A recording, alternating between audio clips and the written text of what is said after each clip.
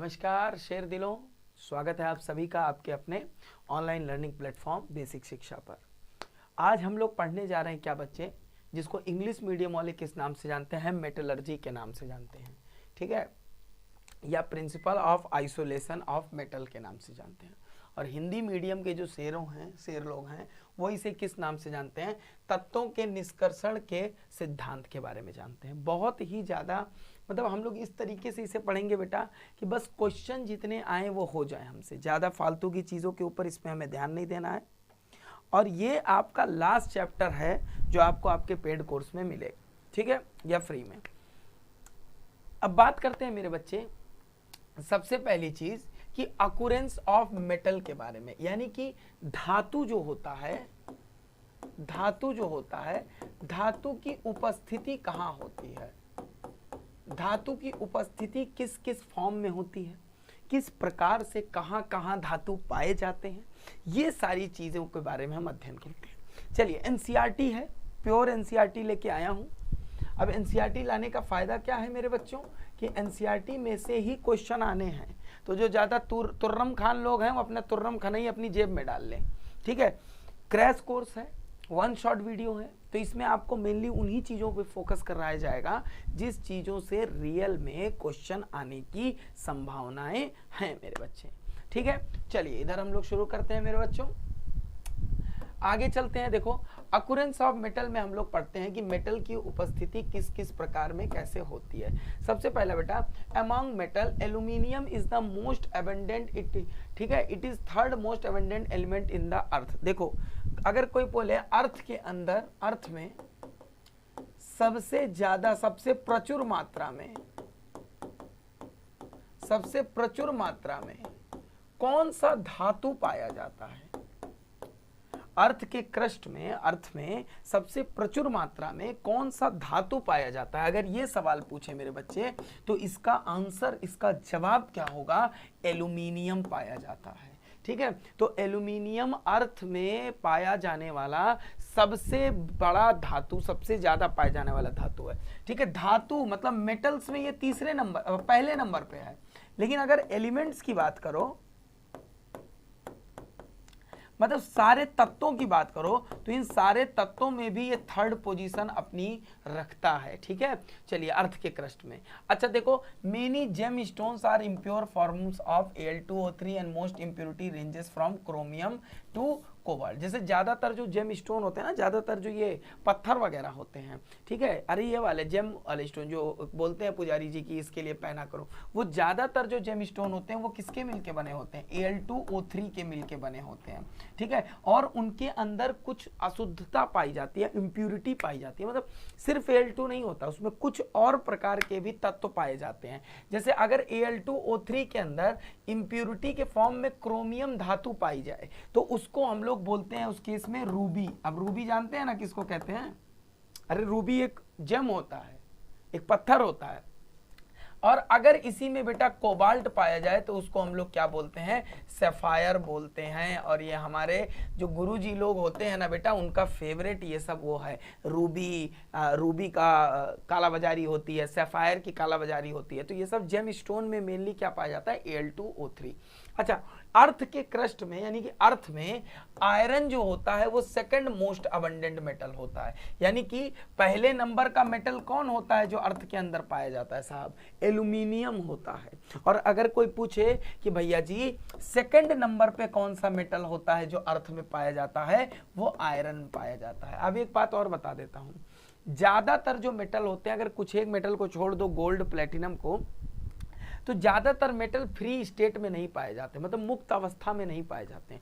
ये किसी ना किसी के साथ संगनन अवस्था में, किसी ना किसी के साथ मिक्स्ड पाए जाते हैं। या तो ये ऑक्साइड के फॉर्म में पाए जा सकते हैं, या तो ये कार्बोनेट के फॉर्म में पाए जा सकते हैं, या तो ये सल्फाइड के फॉर्म में पाए जा सकते हैं, या तो ये नाइट्रेट के फॉर्म में। लेकिन ज़्यादातर जो मेटल्स होते हैं मेरे बच्चे वो फ्री स्टेट के अंदर नहीं पाए जाते हैं। मतलब ऐसा नहीं होगा कि कहीं जाओगे तो वहां पे तुमको सोडियम मेटल मिलेगा, गए खुदाई किए तो वहां पे सीधे सीधे सोडियम धातु तुम्हें मिलेगा, ऐसा कभी भी नहीं होगा। ये किस फॉर्म में पाया जाएगा, या तो ये नाइट्राइड के फॉर्म में NaNO3 या तो ये ऑक्साइड के फॉर्म में पाया जाएगा। और तुम्हें क्या करना होगा, इनमें से सोडियम को अलग करना होगा, और इसी के ऊपर बेस्ड है हमारा ये अध्याय, हमारा ये चैप्टर।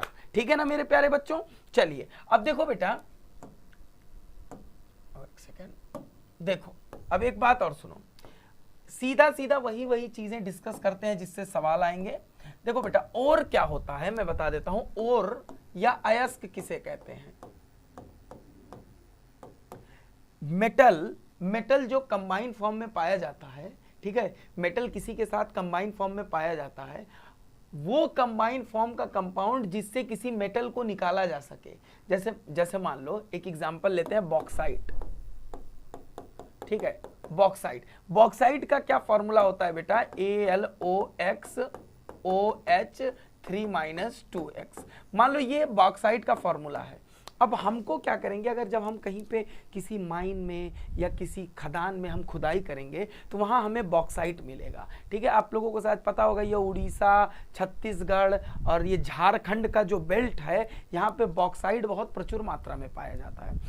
सबसे ज़्यादा जो बॉक्साइट पाया जाता है बेटा अपने ये मिर्ज़ापुर रीजन जो है ना, मिर्ज़ापुर सोनभद्र रीजन, जिसको हिंडाल्को कंपनी ने क्या किया है, अधिग्रहित करके वहाँ से वो एल्यूमिनियम निकालती है। हिंडाल्को एल्यूमिनियम का प्लांट है बेटा। ठीक है, अब बॉक्साइट क्या होता है, इस कंपाउंड को बॉक्साइट कहते हैं। अब इसी कंपाउंड में से हम क्या करते हैं, एल्यूमिनियम निकालते हैं, तो इस कंपाउंड को हम क्या कहते हैं, एक और का दर्जा प्राप्त होता है। जिस आयनिक कंपाउंड से किसी मेटल को प्रॉफिटेबली निकाला जा सके। ठीक है, मतलब प्रॉफिट के साथ, ये नहीं कि मेटल निकाले 100 रुपए का, खर्चा 2000 का है, तो क्या मतलब है निकालने का।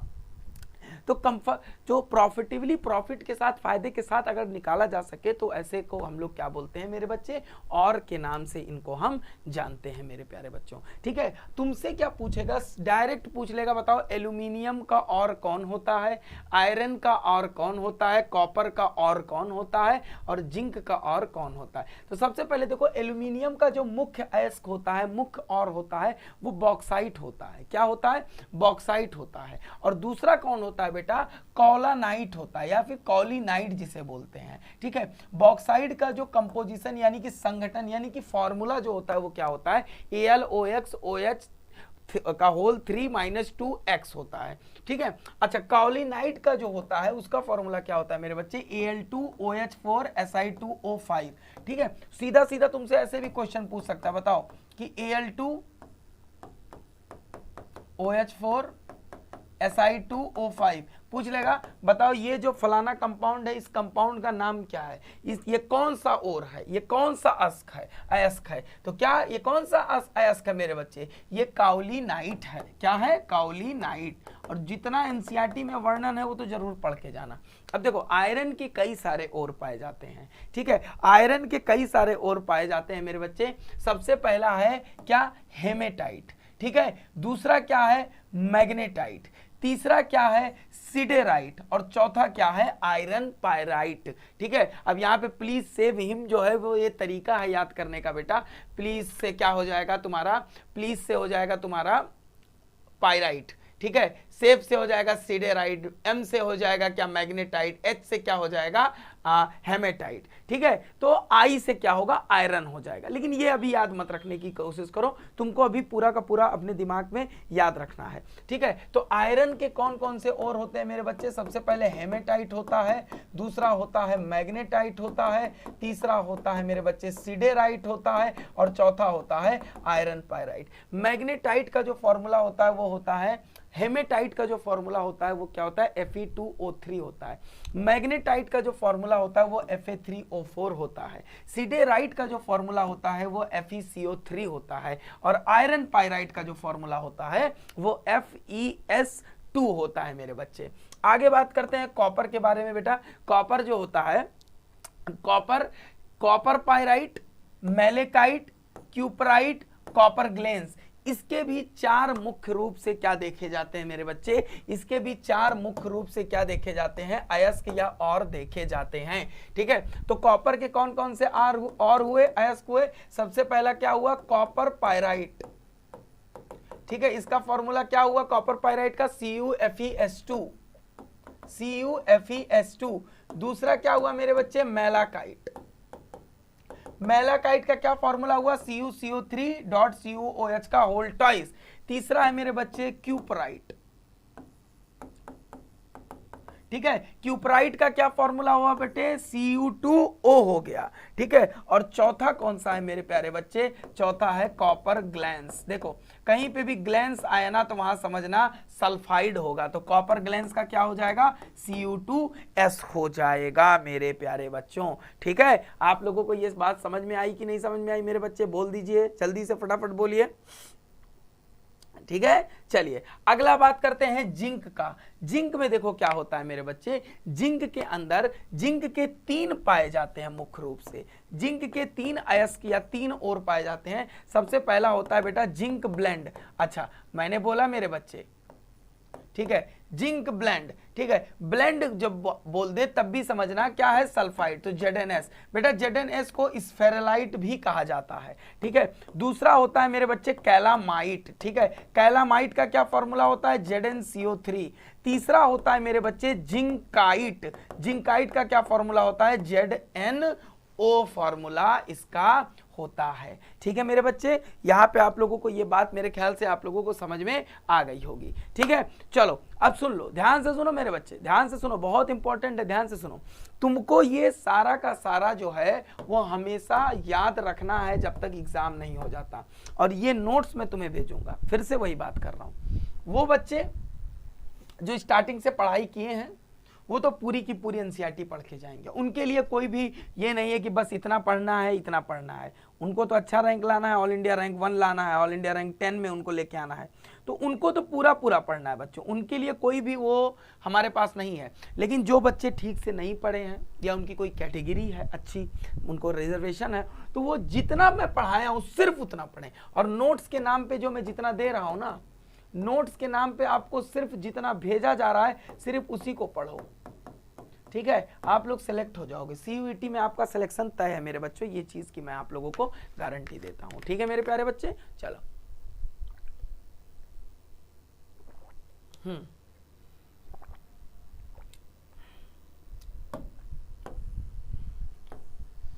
ठीक है।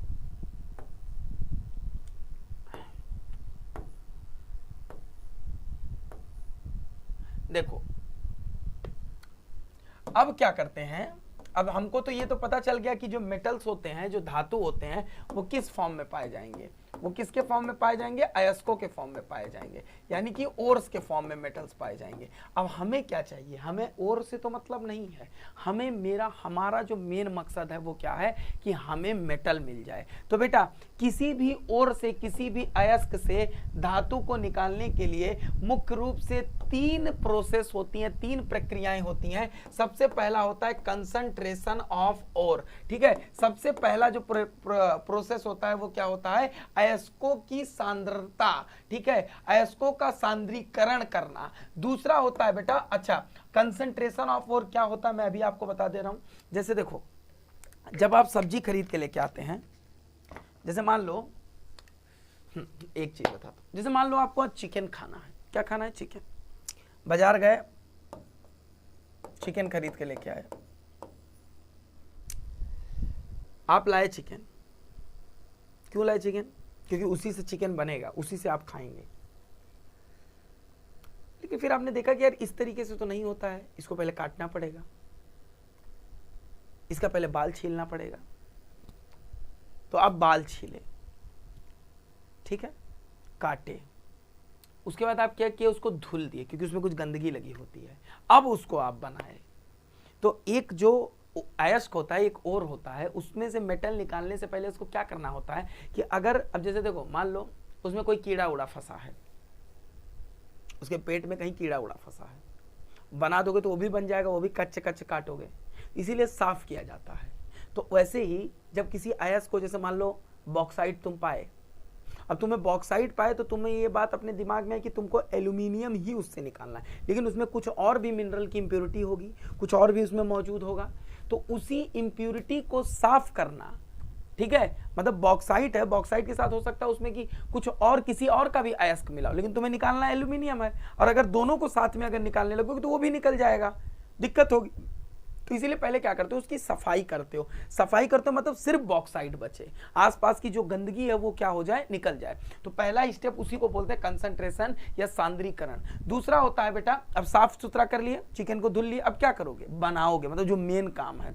तो अगला होता है isolation of metal from its concentrated ore. जो साफ सुथरा अयस्क है, सांद्रीकरण जिसका हो चुका है, उस अयस्क को अब क्या करोगे, तुम स्टार्ट करोगे अलग अलग तरीकों से क्या करने का, उसके अंदर से मेटल को बाहर निकालने का, ये चीज तुम शुरू करोगे।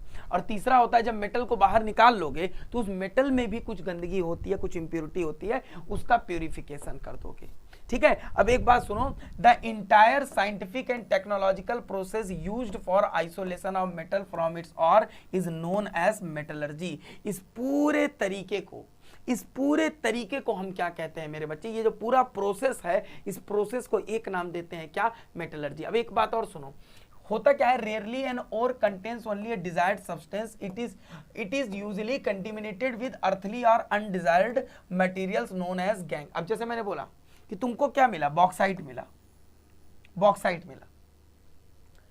तुम बॉक्साइट के लिए खुदाई कर रहे थे, तुम बॉक्साइट के लिए माइनिंग कर रहे थे, तो बॉक्साइट की जब माइनिंग की तुमने तो वहां पे तुम्हें बॉक्साइट मिला, तो तुम बॉक्साइट जब मिला तो तुम्हारे दिमाग में एक चीज क्लियर है कि तुम्हें क्या बनाना है, तुम्हें बनाना है मेरे प्यारे बच्चे उससे एल्यूमिनियम।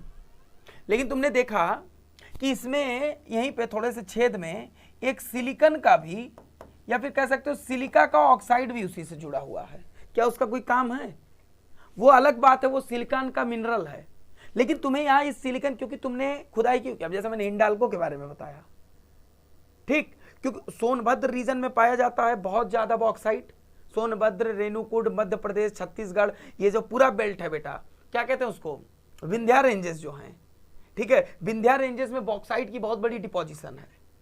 तो अब वो लोगों ने क्या किया, बॉक्साइट को निकाला, तो क्या वो सिलिकॉन को बैठ के देखेंगे? अगर किसी को कोचिंग चलानी है तो ये थोड़ी ना देखेगा पर्दा कैसा लगाना है, वो ये देखेगा ना कि टीचर कैसे हैं, टेस्ट कैसे टाइम पे हो। तो ये हमारे लिए कोई यूजफुल नहीं है। तो कंसंट्रेशन वाला जो प्रोसेस होता है उसमें इसी सिलिकॉन ऑक्साइड को खुनेच के निकालो या जो करके निकालना निकालो। बेटा याद रखना, तुमको निकालना था एल्यूमिनियम, तो तुम्हारे लिए इंटरेस्ट जो था वो सिर्फ बॉक्साइट था, और ये SiO2 जो था उस केस में तुम्हारे लिए किसकी तरह काम कर रहा था, अशुद्धता या इंप्योरिटी की तरह।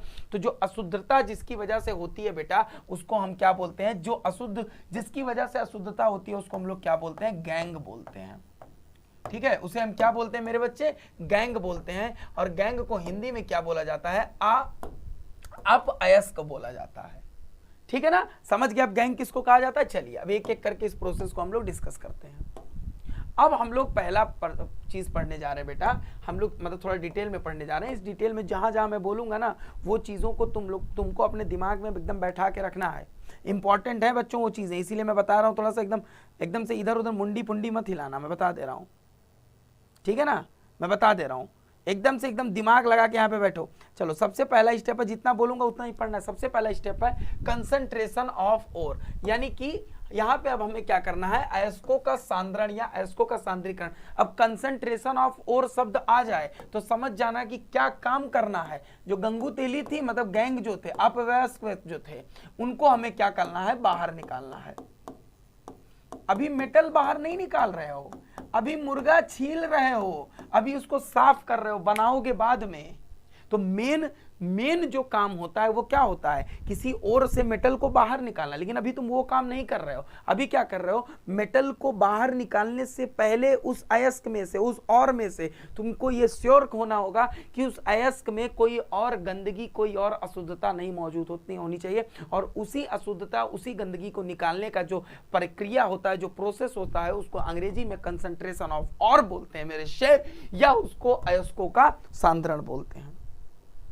ठीक है। चलो अब देखो कितने प्रकार के होते हैं अयस्कों का सांद्रण, जल्दी फटाफट हम लोग इसको देख लेते हैं। सबसे पहला होता है मेरे बच्चे हाइड्रोलिक वॉशिंग, या जिसको हम लोग क्या बोलते हैं, द्रवीय धावन बोलते हैं। क्या करते हैं, this is based on the difference in gravity of the ore and the gangue particle, it is therefore a type of gravity separation. देखो इसमें क्या होता है मेरे बच्चे, ठीक है, इसमें क्या होता है कि जैसे मान लो कि ये तब यूज किया जाता है जब जैसे जैसे मान लो ऐसे इनको क्या किया गया, ध्यान से सुनो, इनको क्या किया गया, ऐसे यहां पे रख दिया गया किसी मिनरल को, ठीक है, किसी मिनरल को ऐसे इस पे रख दिया गया, ठीक है। अब इसमें कुछ गंदे पार्टिकल, मतलब कुछ विशुद्धियां थी, गैंग था, और वो गैंग जो था वो थोड़ा हल्का था। तो हाइड्रोलिक से वॉशिंग कब यूज किया जाता है, जब गैंग जो हो, मतलब जो इम्प्यूरिटी हो वो हल्का हो, किससे, ओर से, अयस्क से, ठीक। अब क्या करते हैं, इधर से पानी छरछराते हैं, पानी मारते हैं तो ये जो हल्का वाला गैंग होता है ये बाहर से क्या हो जाता है, बह जाता है, और यहाँ पे सिर्फ कौन अकेले बच जाता है, ओर बच जाता है, ठीक है। तो ये तभी इस्तेमाल किया जाता है बेटा, ठीक है। To is use to wash the powdered ore, पहले पाउडर बना लेते हैं, the lighter gangue particle are washed away and the heavier ores are left behind. हल्के हल्के जो विशुद्धियां थी, जो अशुद्धियां थी, जो गैंग था, जो अप अयस्क था, वो बह जाता है, और मेन अयस्क यानी कि मेन ओर जो होता है वो वहीं रह जाता है, ठीक है। अगला है मेरे बच्चे मैग्नेटिक सेपरेशन। अच्छा, मैग्नेटिक सेपरेशन किसे कहते हैं, चुंबकीय पृथक्करण, ठीक है, मतलब चुंबक के मदद से मैग्नेटिक प्रॉपर्टी के बेसिस पे अलग करना, इसको हम लोग क्या बोलते हैं, मैग्नेटिक सेपरेशन। देखो पहले इंग्लिश में पढ़ रहा हूं फिर बता रहा हूं। This is based on the difference in the magnetic properties of the ore component if either the ore और the gangue is capable of being attracted by magnetic field, then such separation are carried out. Example in the case of iron ore. सुनो क्या होता है, क्या करता है, एक ऐसे बेल्ट होता है, बेल्ट में ना यहां से पाउडर पहले बना देते हैं, ठीक है, पाउडर फॉर्म में ओर को बना दिया। अब जैसे मान लो ये ओर था, ठीक है, ओर बना दिया, ध्यान से सुनना, ये बॉक्साइट था, मान लो बॉक्साइट था, ठीक है, और इसमें थोड़ा सा क्या मौजूद था, Fe3O4, यानी कि Fe3O4 किसको कहते हैं, मैग्नेटाइट को कहते हैं मेरे बच्चे, ठीक है, किसको कहते हैं, मैग्नेट। अब देखो तुम्हें क्या करना है, तो तुम्हें एल्यूमिनियम निकालना है। ये काम हिंडाल्को में हो रहा है, ये काम जमशेदपुर में नहीं हो रहा है। देखो जगह का फर्क है, यही काम अगर जमशेदपुर में होगा तो वहां पे बॉक्साइट को निकालोगे, क्योंकि वहां क्या है, स्टील प्लांट है, तो उसके लिए आयरन की जरूरत होती है, तो वहां ये तुम्हारा मेन माल है। लेकिन हिंडाल्को में क्या होगा, तुम्हारा सोनभद्र रेणुकूट में क्या होगा, तो वहां पे एल्यूमिनियम का प्लांट है, तो तुम्हें बॉक्साइट तुम्हारा मेन माल है, ये तुम्हारी गंदगी। अब तुम्हें इसको अलग करना, पहले क्या करो, इसको पीस दो, पकड़ के पीस दो, और पीस के इसमें डाल दो। और ये क्या होता है बेटा, यहाँ पे मैग्नेटिक रोलर लगाए जाते हैं, यानी कि जो इसके जो रोलर्स होते हैं उनके अंदर मैग्नेटिक प्रॉपर्टी होती है, उनके अंदर चुंबकीय बल होता है। अब जैसे जानते हो आयरन जो होता है ये तो अनुचुंबकीय होता है, अनुचुंबकीय नहीं होता है वैसे तो, मतलब अनुचुंबकीय मतलब होता है पैरामैग्नेटिक, वो फेरोमैग्नेटिक होता है, ठीक है।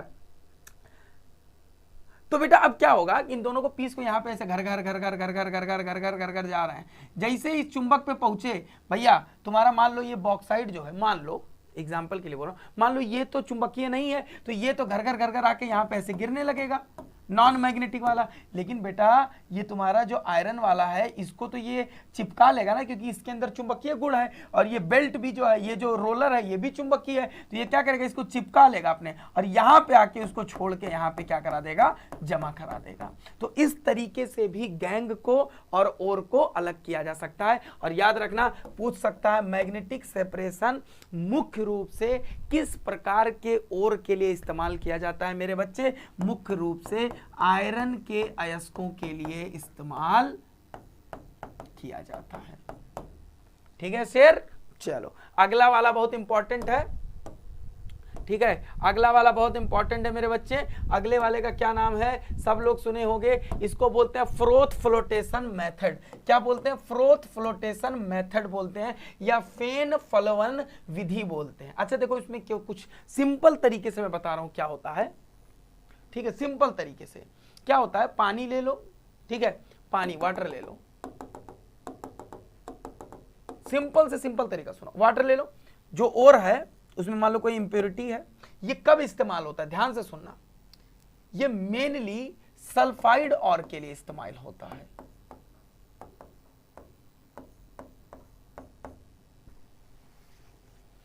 ठीक है, सल्फाइड और के लिए ये क्या होता है, इस्तेमाल होता है।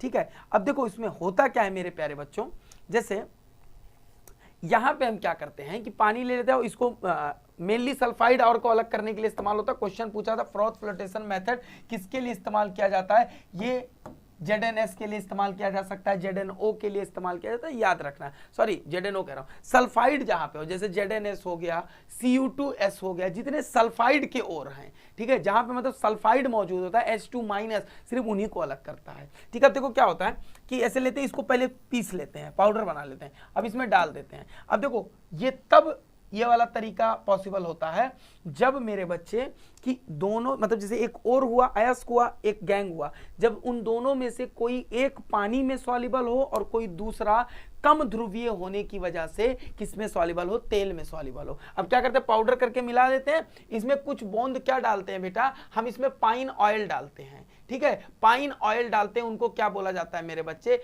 पाइन ऑयल इसके अंदर डाला जाता है। और पाइन ऑयल किसकी तरह बिहेव करता है, एक संग्राही या कलेक्टर की तरह।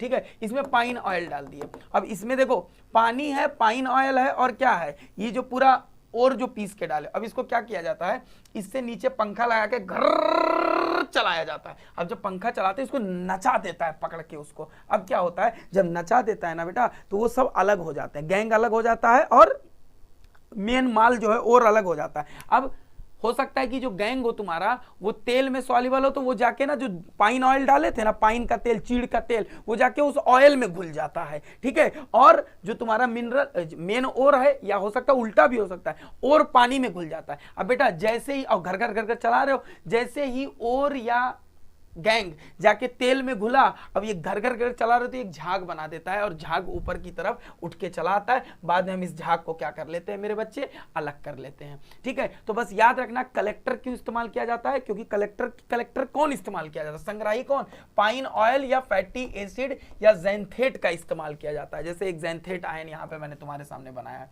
ठीक है, ये क्या करता है, ये इनहेंस करता है non wettability of mineral particle. ठीक है, याद रखना ज्यादातर तौर पे ये तभी होता है कि ज्यादातर ये तभी इस्तेमाल किया जाता है जब सल्फाइड होता है, क्योंकि सल्फाइड जो होता है ना बेटा, ये ऑयल में सॉल्युबल हो जाता है। ऑयल में ये हो गया, बाकी जो गैंग था या फिर बाकी जो गंदगी थी वो पानी में हो जाती है, और ये ऊपर एकदम झाग बन के ऊपर आ जाता है। और इस झाग को स्थिर रखने के लिए एक स्टेबलाइजर का, मतलब ये जो झाग है ये बार बार पानी में ना चला जाए, इस झाग को स्थिर रखने के लिए एक फेन स्थायीकारी कारक का भी इस्तेमाल किया जाता है, यानी कि फ्रॉथ स्टेबलाइजर का इस्तेमाल किया जाता है। और कौन फ्रॉथ स्टेबलाइजर के तौर पर यूज होता है मेरे बच्चे, याद रखिएगा, क्रिसॉल या एनिलीन का इस्तेमाल किया जाता है। क्रिसॉल या एनिलीन, ध्यान देना, इसमें ध्यान देने वाली बात क्या है, कलेक्टर कौन होता है, बस यही याद रखना है तुम्हें। इस केस में कलेक्टर कौन होता है, पाइन ऑयल या किसी भी प्रकार का फैटी एसिड हो गया, या ठीक है ज़ैंथेट हो गया, ये होता है कलेक्टर। और फ्रोथ स्टेबलाइजर कौन होता है मेरे बच्चे, ठीक है, मतलब फ्रोथ जो ये ऊपर झाग बना इसको स्टेबल कौन करता है, ये फ्रोथ स्टेबलाइजर बनने का काम कौन करता है, क्रिसॉल करता है मेरे बच्चे, या तो कौन करता है मेरे बच्चे, एनिलीन करता है। और मेन बात बस याद रखना, जो इसमें मैं तुम्हें बता रहा हूं ये सब नौटंकी ज्यादा नहीं याद रखना, क्योंकि इतना सारा चीज तुमको एक साथ नहीं लेके जा पाओगे। बस मेन चीज तुम्हें याद रखनी है कि फ्रोथ फ्लोटेशन में क्या होता है मेरे बच्चे, कि यहां पे किसके लिए इस्तेमाल किया जाता है, सल्फाइड के और के लिए या अयस्कों के लिए इस्तेमाल किया जाता है। ठीक है, चलिए अब हम लोग बात करते हैं, एक तरीका है बेटा, दो और तरीके जिसके बारे में बात करते हैं, एक है कैल्सिनेशन और दूसरा है रोस्टिंग। मान लो तुमने अलग अलग कर लिया, ठीक है, अब क्या होता है जब तुमने अलग कर लिया, मतलब कंसंट्रेशन कर लिया, सांद्रित कर दिया, तो अब क्या होता है उससे तुम्हें मेटल निकालना है। लेकिन एक बात जान जाओ, जब कभी भी ऑक्साइड से मेटल निकालना आसान होता है, ऑक्साइड से मेटल निकालना आसान होता है, ठीक है, सल्फाइड वगैरह के अलावा, सल्फाइड हो, कार्बोनेट हो, इनसे मेटल निकालना थोड़ा कठिन होता है। तो सबसे पहला हम क्या करते हैं, जो भी मिनरल या जो भी और या अयस्क हमें मिला बेटा, हम उसको किस में परिवर्तित करने की कोशिश करते हैं, ऑक्साइड में। तो कैल्सिनेशन किसे कहते हैं बेटा, calcination involves heating when the volatile matters escapes leaving behind the metal oxide। जैसे देखो Fe2O3 XH2O है, इसको गर्म किए तो Fe2O3 बचा, खाली ऑक्साइड बचा और वाटर निकल गया, ये एक वाष्पीय गैस निकल गई। अगला देखो ZnCO3 है, जिंक कार्बोनेट है, मैंने बोला कार्बोनेट से सही से मेटल नहीं निकाल सकते हो। इसको तुमने गर्म किया तो यहां से कार्बन डाइऑक्साइड चंपत हो गया, क्या बना, ऑक्साइड बना। यहां पे देखो कैल्शियम कार्बोनेट MgCO3 था, इसको गर्म किया, इसको डोलामाइट बोलते हैं कैल्शियम कार्बोनेट MgCO3 को, ठीक है। तो ये कैल्शियम ऑक्साइड MgO और यहां पे कार्बन डाइऑक्साइड चंपत हो गया, ठीक है। तो यही आप लोगों को याद रखना है। कैल्सिनेशन को बेटा निस्तापन भी कहा जाता है, ठीक है। और एक बात याद रखना, कैल्सिनेशन को ऑक्सीजन के उपस्थिति में नहीं कराया जाता है, ऑक्सीजन के अनुपस्थिति में इसको कराया जाता है मेरे प्यारे बच्चों, ठीक है। अगला है रोस्टिंग। रोस्टिंग क्या होता है बेटा, जैसे सल्फाइड्स के लिए कराई जाती है रोस्टिंग। रोस्टिंग किसके लिए मुख्य रूप से कराई जाती है, सल्फाइड के लिए कराई जाती है, ठीक है। मैंने बोला कि आसान कहां से मेटल निकालना है, मेटल निकालना, धातु निकालना ऑक्साइड से आसान है। तो अगर मान लो सल्फाइड है तो उसको पहले ऑक्साइड में कन्वर्ट करो। याद रखना, इन रोस्टिंग, रोस्टिंग को भर्जन बोलते हैं। In roasting the ore is heated in a regular supply of air in a furnace at a temperature below the melting point of the metal. हम क्या करते हैं, सल्फाइड ले लेते हैं, इसको खूब सारा ऑक्सीजन सप्लाई करते हैं, खूब सारा ऑक्सीजन सप्लाई करते हैं, और ऑक्सीजन इतना सप्लाई करते हैं मेरे प्यारे बच्चों कि, और टेम्परेचर इतना रखने की कोशिश करते हैं, ऑक्सीजन सप्लाई करते हैं, क्योंकि सल्फाइड से मेटल निकालना कठिन है लेकिन ऑक्साइड से निकालना आसान होता है। तो ऑक्सीजन सप्लाई करते हैं और टेम्परेचर इतना रखते हैं ना कि ये मेटल कहीं पिघल ना जाए, ठीक है। तो जैसे देखो ZnS है, इसका हमने रोस्टिंग करा है। रोस्ट मतलब जानते हो ना, भूजा जाता है मुर्गा उर्गा, जो वही है ना भर्जन। भर्जन का मतलब क्या, भूज देना। तो भर्जन जो है कि एक हिंदी वर्ड है, भूजना तो थोड़ा सा हिंदी की अच्छे से मारना हो गया, समझ लीजिए। तो भर्जन शब्द असली हिंदी शब्द है, ठीक है। अब देखो ZnS था, ऑक्सीजन के साथ इसको गरमाए, ये जिंक ऑक्साइड बन गया। PbS था, ऑक्सीजन के साथ गरमाए, ये लेड ऑक्साइड बन गया। Cu2S था, ऑक्सीजन के साथ गरमाए, Cu2O बन गया। तो बोलो हाँ या ना बोल दो, समझ में आया यहां तक मेरे बच्चे, ठीक है। चलिए अब बात करते हैं बेटा कि चलो उसको साफ सुथरा कर दिए, चिकन को नहला लिए, लेडी भोड़ी जो उसके अंदर होता है जानते होंगे जो चिकन खाते होंगे, ठीक है, उस सबको साफ कर लिए, बाल और नोच लिए। देसी मुर्गा है तो उसको भूज भी लेते हैं बनाने से पहले। अब तुमको क्या करना है, अब बनाना शुरू करना है, मेन काम शुरू। तो वही जो मेन काम मेटलर्जी में साफ सुथरा कर दिए, फ्लोटेशन जो करना था करके साफ सुथरा एकदम चन्नू मुन्नू उनको बना दिए। अब तुम्हें क्या करना है, उससे मेटल बनाना है। मैंने बोला ज्यादातर हमारी कोशिश क्या होती है शेर, पहले साफ करो, उसके बाद अगर वो ऑक्साइड के फॉर्म में है तो सीधे सीधे उसको चलो ले आओ मेटल बनाने के लिए। लेकिन अगर नहीं है, कार्बोनेट के फॉर्म में है, पहले कार्बन डाइऑक्साइड को तमचिया के निकालो। कौन सी प्रोसेस, कैल्सिनेशन। अगर सल्फाइड के फॉर्म में है तो उसको ऑक्सीजन के सप्लाई में गर्म करो। कौन सी प्रोसेस, रोस्टिंग। अब सब कुछ कर लिया, अब ऑक्साइड के फॉर्म में है। तो बेटा अगर कोई मान लो मेटल है, वो ऑक्साइड के फॉर्म में है और उससे तुम्हें मेटल बनाना है, ठीक है, ऑक्साइड के फॉर्म में बना लिए, अब तुम्हें उससे क्या बनाना है, मेटल बनाना है। तो तुम्हें उसका क्या कराना पड़ेगा, अपचयन कराना होगा कि नहीं कराना होगा, रिडक्शन कराना होगा कि नहीं कराना होगा, हाँ या ना बोलो। अरे किसी से ऑक्सीजन निकालने को अपचयन या रिडक्शन ही तो बोलते हैं। तो वही पढ़ने जा रहे हैं कि किन किन तरीकों से अपचयन कराया जा सकता है, ठीक है। ऑक्साइड बना लिए हो, अब अपचयन कराना शुरू करना है, तो अपचयन के तरीके।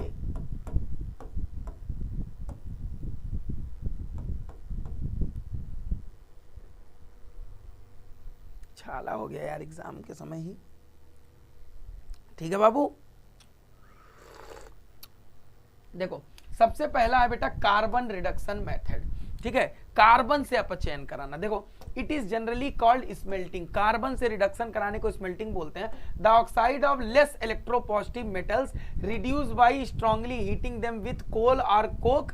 Carbon combines with the oxygen of the metal oxide to form carbon monoxide which can also act as a reducing agent. देखो क्या होता है, सबसे पहले याद करो इलेक्ट्रोकेमिस्ट्री में मैंने आप लोगों को इलेक्ट्रोकेमिकल सीरीज पढ़ाई थी, और इलेक्ट्रोकेमिकल सीरीज में मैंने आप लोगों को एक चीज समझाई थी मेरे बच्चों कि जितने बहुत ऊपर की तरफ जो मेटल होते हैं वो हाईली इलेक्ट्रोपॉजिटिव होते हैं, जो कुछ थोड़े नीचे की तरफ होते हैं वो कम इलेक्ट्रोपॉजिटिव होते हैं, और हाइड्रोजन के बाद जो होते हैं वो तो एक तो इलेक्ट्रोपॉजिटिव होते ही नहीं है, विद्युत धनात्मकता उनकी होती ही नहीं है। तो बोल रहा है जो कम इलेक्ट्रोपॉजिटिव मेटल है, जैसे कि सोडियम नहीं होना चाहिए, बहुत ज्यादा इलेक्ट्रोपॉजिटिव है, पोटेशियम नहीं होना चाहिए, एल्यूमिनियम नहीं होना चाहिए, कैल्शियम नहीं होना चाहिए, जो कम थोड़े से विद्युत धनात्मक हैं, जैसे कि Fe2O3, ZnO, PbO, CuO और बाकी इस तरीके के जो एलिमेंट हैं, इनको हम क्या कर सकते हैं मेरे बच्चे, ध्यान रखना, इनको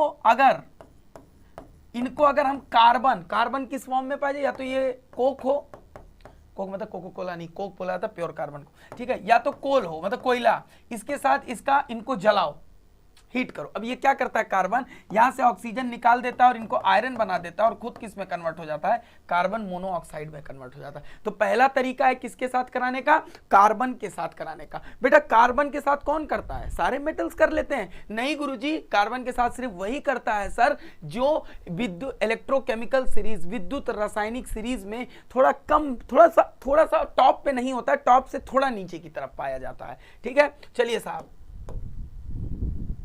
अगला है सेल्फ रिडक्शन प्रोसेस। अच्छा देखो, ये सेल्फ रिडक्शन प्रोसेस किसके लिए होता है, सबसे पहले मैं आपको ये बता देता हूं। ठीक है, कुछ ऐसे धातु होते हैं बेटा, कुछ ऐसे धातु होते हैं, ठीक है, ध्यान रखना, कुछ ऐसे धातु होते हैं जो इलेक्ट्रोकेमिकल सीरीज में बहुत नीचे आते हैं। मतलब इससे पहले जो बताया वो तो उसके लिए बताया जो ऊपर की तरफ है, मतलब टॉप पे नहीं है, जो मतलब टॉप वाले से नीचे की तरफ है, मतलब समझ लो बीच में जो है। अरे कोई लिस्ट बनती है तो एक टॉप होता है, ठीक है, और फिर ये मान लो बीच का है, ये सब नीचे की है। ठीक है, तो टॉप वाले तो बहुत ज्यादा इलेक्ट्रोपॉजिटिव होते हैं, उनको नहीं करा सकते हो कार्बन से, ये वाले जो होते हैं इनको कार्बन से कराते हो।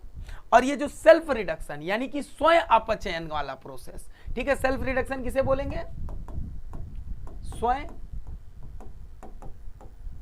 अपचयन प्रक्रिया।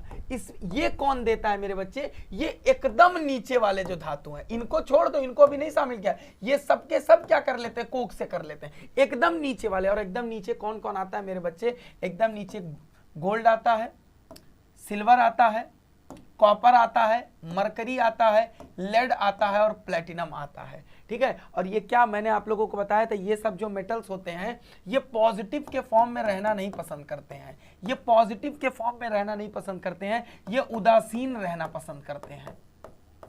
इनका रिडक्शन पोटेंशियल, इनका अपचयन विभव धनात्मक होता है, इनका रिडक्शन पोटेंशियल पॉजिटिव होता है मेरे बच्चे। तो क्या होता है, इनके ऑक्साइड, जैसे इनको पहले तो सल्फाइड अगर मौजूद है, ठीक है, सल्फाइड को तो पहले तो सबसे पहला काम तुम्हें इनको ऑक्साइड में कन्वर्ट करना होगा, किससे, भर्जन से, रोस्टिंग से। उसके बाद क्या करो, इस HgO को HgS के साथ क्या कर दो मेरे बच्चे, मतलब ये ऑक्साइड है HgO और ये HgS है, ठीक है, ये क्या करेगा, HgS इससे ऑक्सीजन ले लेगा, इसको बना देगा Hg और इसे खुद बन जाएगा SO2।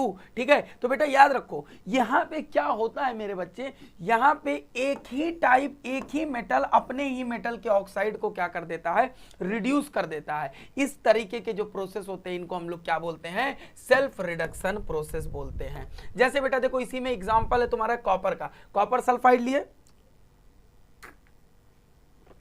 कॉपर सल्फाइड को पहले क्या करो, रोस्ट करो, भर्जन करो, ऑक्साइड बनाओ, फिर ऑक्साइड को फिर Cu2S से करा दो तो क्या बन जाएगा, कॉपर और SO2। PbS लो, ऑक्सीजन के साथ PbO बनाओ, फिर इसी PbO को PbS के साथ करा दो तो क्या बन जाएगा मेरे बच्चे, इसी से बन जाएगा Pb। तो जब अपने ही मेटल का ऑक्साइड, ठीक है, अपने ही मेटल के ऑक्साइड को अपने ही मेटल का सल्फाइड क्या करे, अपचयन करा दे, तो ऐसे प्रोसेस को सेल्फ रिडक्शन बोलते हैं। और ये कौन देता है, जो इलेक्ट्रोकेमिकल सीरीज में एकदम से कहां पे आते हैं मेरे बच्चे, नीचे की तरफ आते हैं।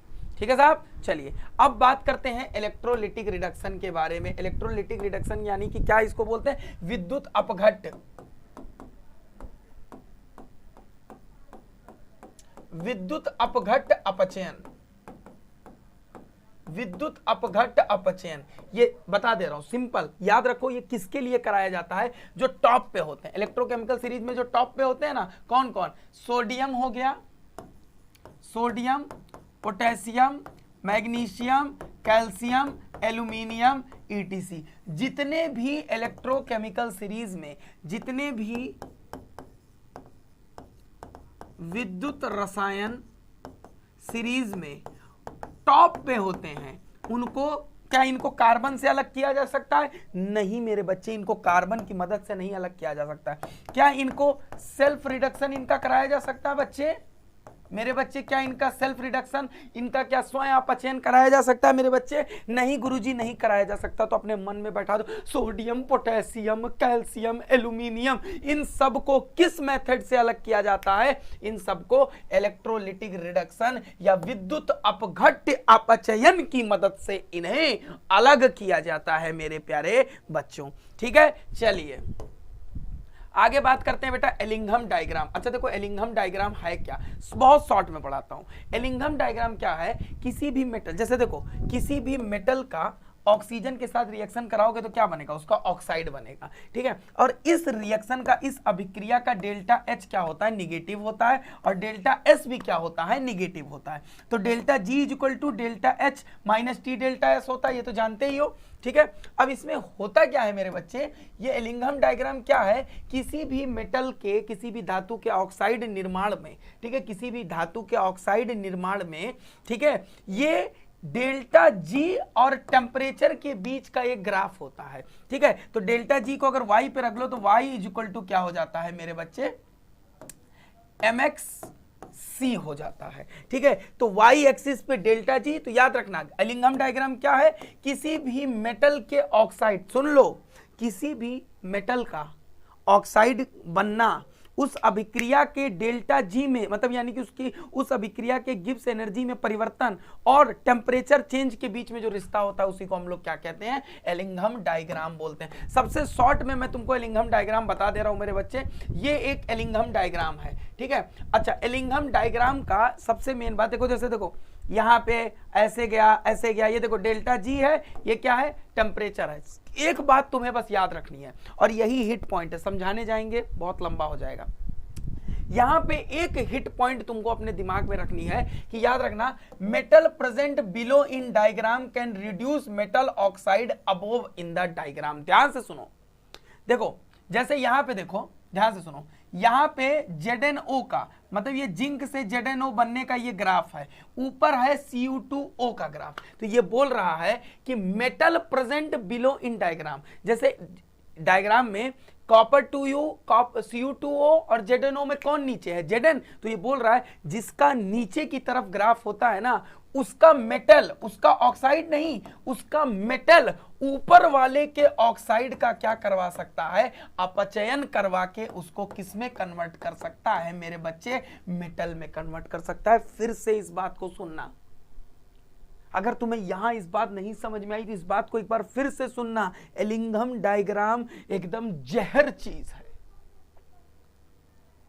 हाथ जोड़ के आपसे विनती है कि एलिंघम डायग्राम को बहुत इत्मीनान से सुनिएगा। ये क्या बोलता है एलिंघम डायग्राम कि बेटा देखो, अब जैसे ये एक ग्राफ है, ठीक है, ये इस ग्राफ में देखो, यहां पे देखो इस टेम्परेचर पे, इस टेम्परेचर मान लो ये कितना होगा 1700, मान लो 1700 केल्विन टेम्परेचर। 1700 केल्विन से पहले मेरे बच्चे मैग्नीशियम जो है वो नीचे था, मैग्नीशियम का ऑक्साइड का ग्राफ नीचे था और Al2O3 के ऑक्साइड का ग्राफ ऊपर की तरफ था। यानी कि 1700 केल्विन के नीचे क्या होगा, मैग्नीशियम अगर चाहे तो Al2O3 का अपचयन करा सकता है, इससे ऑक्साइड निकाल के, इससे ऑक्सीजन निकाल के खुद के साथ बना लेता है और एल्यूमिनियम मेटल निकाल सकता है। लेकिन ये कब होगा, ये 1700 केल्विन के नीचे, क्योंकि इस टेम्परेचर पे इसकी लाइन ऊपर चली जा रही है। और 1700 के ऊपर क्या होगा, इसके इस टेम्परेचर के ऊपर 1700 के ऊपर तो ये नीचे आ गया है, ये ऊपर चला गया, तो 1700 केल्विन के ऊपर क्या होगा बेटे, वहां पे एल्यूमिनियम जो होगा वो मैग्नीशियम ऑक्साइड को क्या कर सकता है मेरे बच्चे, अपचयन करा सकता है। कोई डाउट होगा तो जरूर डाउट काउंटर पे आप ये लोग मुझसे, आप इस चीज को मुझसे क्लियर करिएगा प्लीज, आपसे ये विनती है। ठीक है, अब इसमें से इतना आप लोगों को, हाँ ये रिड्यूसिंग नेचर ऑफ ऑक्सीजन वाला आप रहने दीजिए, नोट्स में देख लीजिएगा खाली, ठीक है। देखो अब हम लोगों को एक्सट्रैक्शन ऑफ जिंक खाली पढ़ लेना है, एक्सट्रैक्शन ऑफ जिंक पढ़ना है, ध्यान मतलब कि जिंक को कैसे निकाला जाता है। देखो जिंक को कैसे एक्सट्रैक्ट किया जाता है जिंक ऑक्साइड से, यानी कि जिंक ऑक्साइड में से जिंक को कैसे बाहर निकाला जाता है। तो देखिए क्या होता है, the reduction of zinc oxide is done using Coke. देखो जिंक ऑक्साइड को किसके साथ ट्रीट करते हैं, कोक के साथ, कोक के साथ यानी कि कॉपर के साथ। The temperature in this case is higher than that of copper. देखो जैसे देखो कॉपर के भी ऑक्साइड को कोक के साथ आप रख के क्या बना सकते हैं, कॉपर, इससे भी जिंक बना सकते हैं। लेकिन याद रखना जब जिंक ऑक्साइड को कोक के साथ कराओगे तो उस केस में आपको क्या करना पड़ेगा, टेम्परेचर उससे ज्यादा रखना पड़ेगा, ठीक है। तो ZnO प्लस कोक, ठीक है, कोक 673 केल्विन पे, तो यहां पे ये क्या कोक जैसे जानते हो ये क्या करेगा, इसका अपचयन करा देगा, इसको जिंक और CO में कन्वर्ट कर देगा, ठीक है। याद रखना इम्प्योर जिंक, जो यहाँ पे जिंक बनता है वो इम्प्योर होता है, उसको हम लोग कहते हैं स्पेल्टर बोला जाता है, ठीक है। फिर इसका क्या किया जाता है, इसको फिर से एक बार साफ किया, मतलब समझो ऑक्साइड अलग हो गया है जिंक ही, लेकिन उसके अंदर थोड़ी थोड़ी इंप्यूरिटी होती है, अशुद्धता होती है, ठीक है। हमारा आखिरी टॉपिक और हमारे इस पेड कोर्स का आखिरी टॉपिक कि हम एल्यूमिनियम को कैसे अलग करते हैं, ठीक है। चलिए ध्यान से सुनिए मेरे प्यारे बच्चों कि हम एल्यूमिनियम को किस प्रकार से अलग करते हैं। तो in the metallurgy of aluminium purified Al2O3 is mixed with Na3Al F6 और CF। तो क्या करते हैं, Al2O3 लेते हैं और Na3Al के साथ इसको मिक्स कर देते हैं, ठीक है। अब ये क्या करते हैं, इनको मिक्स जब कर देते हैं तो मेल्टिंग पॉइंट को कम कर देता है, ठीक है। अब उसको क्या करते हैं, इन दोनों को फ्यूज करके मेल्ट करके इनकी इलेक्ट्रोलिसिस, इनका विद्युत अपघटन कराया जाता है, ठीक है। और स्टील कैथोड, और जब विद्युत अपघटन कर रहे हैं इलेक्ट्रोलिसिस तो वहां कैथोड और एनोड होगा। याद रखिएगा एल्यूमिनियम के केस में जब इलेक्ट्रोलिसिस कराते हैं मेरे बच्चे तो वहां पे जो एनोड होता है वो किसका होता है, ग्रेफाइट का होता है, ठीक है, ठीक है। और जो कैथोड होता है बेटा वो किसका होता है, स्टील का होता है। बस यही चीज आप लोगों को अपने दिमाग में रखनी है। और रिएक्शन कौन कौन सी होती है बस वो आप लोग रिएक्शन देख लीजिएगा। कैथोड पे क्या होता है, Al3 प्लस जो होता है 3 इलेक्ट्रॉन लेके एल्यूमिनियम बन जाता है, और एनोड पे क्या होता है, कार्बन O2 माइनस के साथ CO बनाता है और कार्बन O2 माइनस के साथ CO2 भी बनाता है। तो बस एक बात याद रखिएगा कि एल्यूमिनियम को जब निकाला जाता है तो किस मेथड से, विद्युत अपघटन से निकाला जाता है, इलेक्ट्रोलिसिस से। जिंक को निकाला जाता है तो किससे, कोक के साथ रिएक्ट करवा के निकाला जाता है। यह पूछ सकता है कि जब एल्यूमिनियम को निकाला जाता है तो एनोड पे कौन सी गैस निकलती है, तो बेटा कार्बन मोनोऑक्साइड भी निकलती है, कार्बन डाइऑक्साइड भी निकलती है, ठीक है, कार्बन डाइऑक्साइड। चलिए यहां तक रहा हमारा सफर पेड कोर्स का। तो सारे चैप्टर्स खत्म। अब बस आपको क्या करना है, देखो इतना पढ़ लिए, एनसीईआरटी पढ़ना चालू करो। अब सिर्फ एनसीईआरटी, कुछ नहीं। जिसने एक बार लेक्चर देख लिया अब सिर्फ एनसीईआरटी, और जिन्होंने उतना नहीं पढ़ा था वो सिर्फ नोट्स रिवाइज करके जाएंगे हमारे, ठीक है बच्चों। धन्यवाद, बहुत अच्छा रहा इस साल का हमारा पहला क्रैश कोर्स, बहुत अच्छे से चला। आप लोगों का भी बहुत बहुत धन्यवाद सपोर्ट के लिए। मिलते हैं बेटा, आप लोगों को अब कॉलेज में मिलेंगे जहां आप लोग सेलेक्ट होंगे, जहां हमें बुलाएंगे। धन्यवाद तब तक के लिए बच्चों।